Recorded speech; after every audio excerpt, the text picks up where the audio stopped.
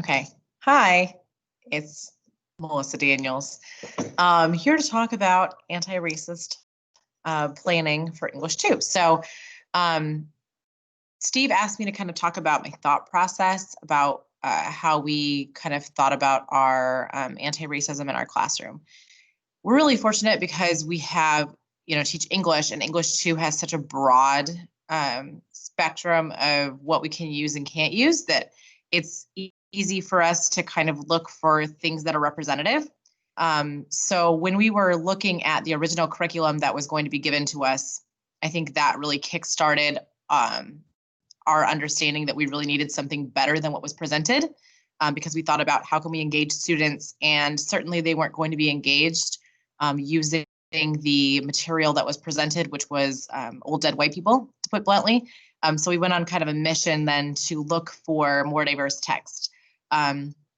So our kind of goal in mind is how can we find material that's culturally relevant, that will have a lot of interest and lead to really good discussions in our group. So some goals that we put together as an English 2 team, Abby is going to discuss some in her presentation as well, but we talked about intentionality as far as explaining to students, like, why did we select this text for you?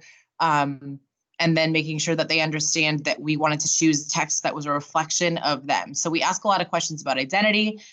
We ask a lot of questions about making connections between what's going on in our text and their lives.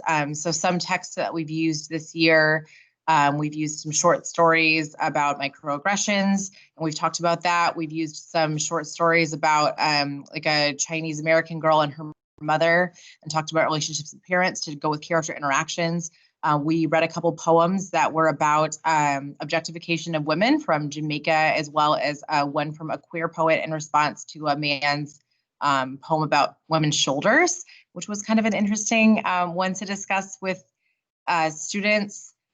So basically, when we look at anti-racist learning, we're looking at more, how can we use material that is relevant to students and reflects who they are, but then also what kind of questions can we use to guide them to think critically about, who they are, what the issues are, and why they need to be really looking critically at what they read and understand.